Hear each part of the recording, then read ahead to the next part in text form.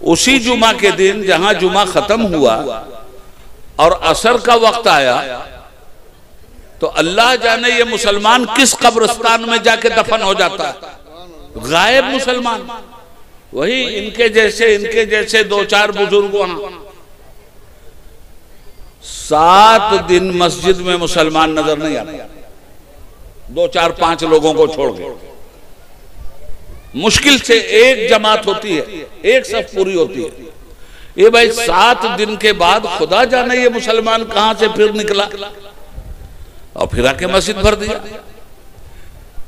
तो मुसलमानों में तुमसे ये पूछना चाहता हूं कि जो नमाज तुम पे फर्ज है 5 वक्त की, जुमा के दिन तुमने पढ़ लिया और फिर 1 हफ्ते के बाद तुम आ गए, ठीक है ना? ये बताओ कि ये जुमा की नमाज पढ़ने तुम आए क्यों? तो आप कहेंगे मौलाना साहब ये भी कोई कहने की बात है? अरे अल्लाह रसूल का हुक्म है इसलिए आए। बात भी साफ है। अल्लाह रसूल के हुक्म को कितने अच्छे लोग हैं आप मानने वाले कि अल्लाह रसूल का हुक्म था तो आप जुमा की नमाज पढ़ने आ गए। तो क्या अल्लाह रसूल ने असर के वक्त मना कर दिया था क्या आपको? देखो, या तो किसी के कहने से कोई आदमी काम करता है या किसी के कहने से कोई आदमी काम नहीं करता। एक आदमी कहता है ये काम करो,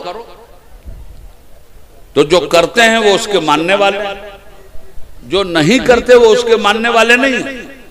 तो जुमा के दिन तुम मानिए आप अल्लाह रहमान का हुक्म और हफ्ता भर 5 वक्त की नमाज छोड़ के मानिए शैतान का हुक्म, और फिर भी मोछ पे ताव दे के कहिए आई एम टनाटन सुन्नी मसलके आला हजरत जिंदाबाद। आला हजरत ने ये सिखाया है आपको कि 5 वक्त की नमाज छोड़ दो, जुमा के दिन आओ और नारा लगाओ मसलके आला हजरत जिंदाबाद। क्यों आला हजरत का नाम बदनाम कर रहे हैं आप? आला हजरत के नाम का अगर नारा लगाना है तो 5 वक्त की नमाज भी पढ़नी होगी, वरना आला हजरत का नाम लेना बंद कर दीजिए। आपको कोई हक नहीं पहुंचता आला हजरत का नाम लेने का, आपको कोई हक नहीं पहुंचता ख्वाजा साहब का नाम लेने का, आपको कोई हक नहीं पहुंचता गौसुल आजम का नाम लेने का। इसलिए कि ये वो लोग थे जिनकी कोई नमाज कभी नहीं छूटी, नमाज पढ़ा भी है इन्होंने, नमाज पढ़वाया भी इन्होंने, और जब दुनिया से जा रहे हैं तो पेशानी पे लिखा हुआ है हाजा हबीबुल्लाह। ये मोइनुद्दीन नहीं है, ये मोइनुद्दीन चिश्ती नहीं है, ये मेरा दोस्त है जो मेरे पास आ रहा है। नारे तकबीर, नारे रिसालत, ख्वाजा का हिंदुस्तान, मसलके आला हजरत अल्लामा उबैदुल्लाह खां आज़मी साहब किबला। आपके किसी बुजुर्ग ने नमाज छोड़ी हो तो बताइए। कोई लाख पढ़ा लिखा आदमी हो, अगर वो नमाज का तारीख है तो सुन लीजिए, ये कलमा आपने पढ़ लिया तो आप क्या समझते हैं सीधे जन्नत में चले जाएंगे आप? मत रहिए इस भूल में।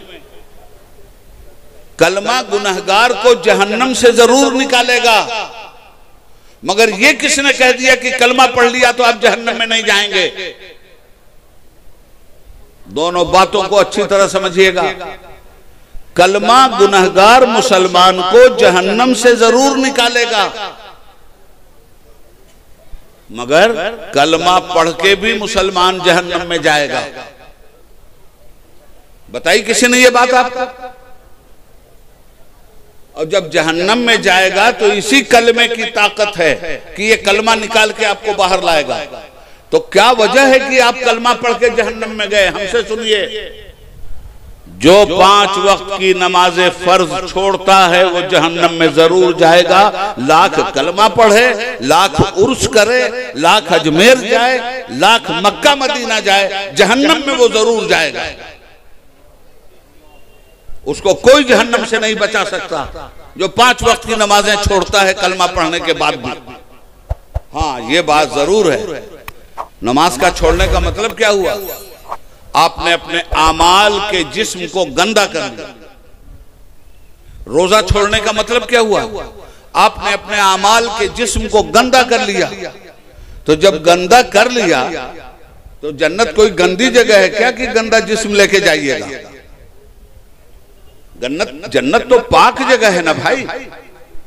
तो अगर मेरे कपड़े पे या आपके कपड़े पे गंदगी लग गई तो हम आप करते क्या हैं? साबुन से धुलते हैं ना, साफ करते हैं ना। तो ये नमाज छोड़ने वाली जो गंदगी लग गई है आपको, अल्लाह रसूल का कलमा पढ़ के भी उनकी बात ना मानने वाली जो गंदगी लग गई आपके अमाल के जिस्म पर, तो ये गंदगी किस चीज से धुली जाएगी? जिस्म के कपड़े पे गंदगी लगी है तो पानी से धुला जाता है, और अमल के कपड़े पे अगर गंदगी लगी है तो जहन्नम की आग से धुला जाएगा। और जब जहन्नम की आग से आपके गुनाहों को जलाकर खाकिस्तर कर दिया जाएगा, तब उसके बाद जहन्नम से यही कलमा निकाल के लाएगा, इसलिए कि आपने शिर्क नहीं किया।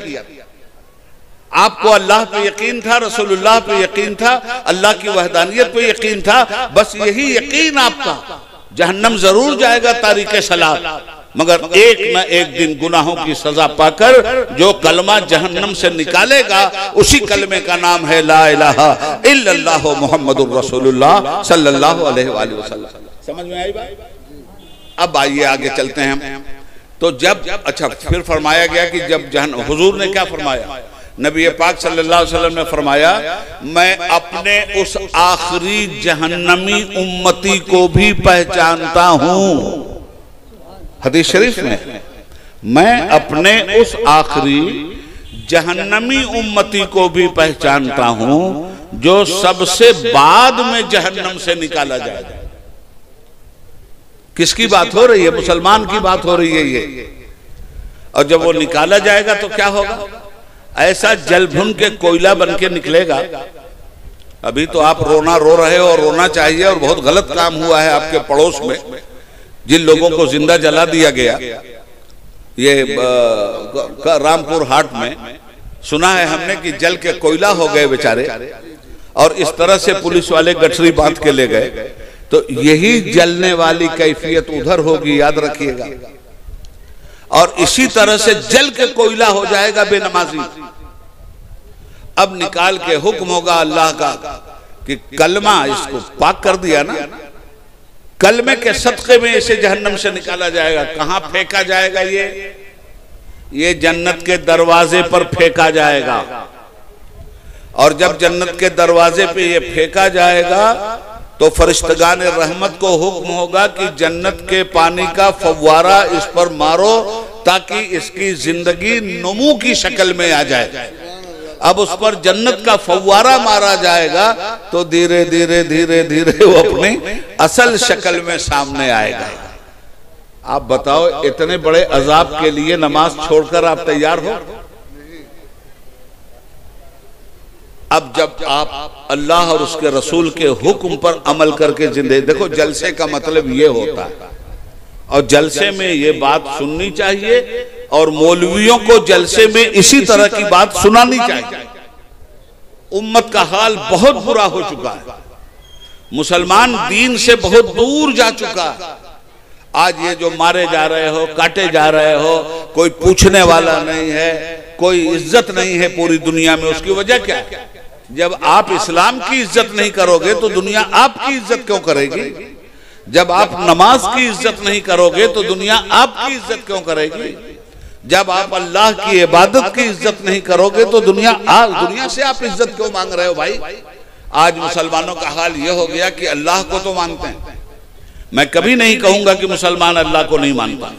यह सच्चाई है कि मुसलमान अल्लाह को मानता है, और उससे बड़ी सच्चाई यह है कि अल्लाह को तो मानता है, अल्लाह की नहीं मानता। आज ये बहुत बड़ी सच्चाई है कि मुसलमान रसूलुल्लाह को मानता है, मगर यह सच्चाई भी है कि रसूलुल्लाह की नहीं मानता। मुसलमान कुरान को मानता है, कुरान की नहीं मानता। अगर अल्लाह को मानता है और अल्लाह की भी मानता तो मस्जिदें खाली नहीं रहती। अगर रसूलुल्लाह को मानता है और रसूलुल्लाह की भी मानता, सूद कभी नहीं खाता, गलत कारोबार कभी नहीं करता। तो खुद बदनाम हो रहे हैं। मुसलमानों की वजह से इस्लाम बदनाम हो रहा है। इस्लाम तो सच्चाई सिखाता है आदमी, इस्लाम तो नेक बनना सिखाता है आदमी। और जो आदमी, मैंने कहा था, मुर्दा भी होते हैं लोग, वो जिनके अमल मुर्दा हैं, कुछ नहीं, कोई फिक्र ही नहीं है अल्लाह रसूल की।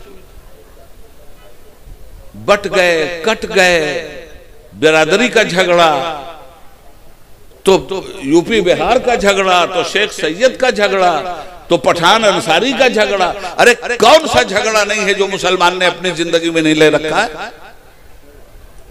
जब मैं कहता हूं कि या अल्लाह मेरा हाल देख, हुक्म होता है कि अपना नामाए आमाल दे। ये बताओ, गौर से सुनो मेरी बात, खूब अच्छी तरह सुनना। बाबरी मस्जिद टूटी कि नहीं टूटी? शहीद की गई ना। किसने शहीद किया? एडवानी एंड कंपनी ने। बात समझ में आ रही? आपको दुख हुआ कि नहीं? तकलीफ है कि नहीं? खुशी है, तकलीफ है, दुख हुआ ना। क्यों? हमारी मस्जिद तोड़ दी गई। किसने तोड़ा? एडवानी एंड कंपनी ने तोड़ा। किसने तोड़ा? मुशरिकीन और कुफ्फार ने तोड़ा।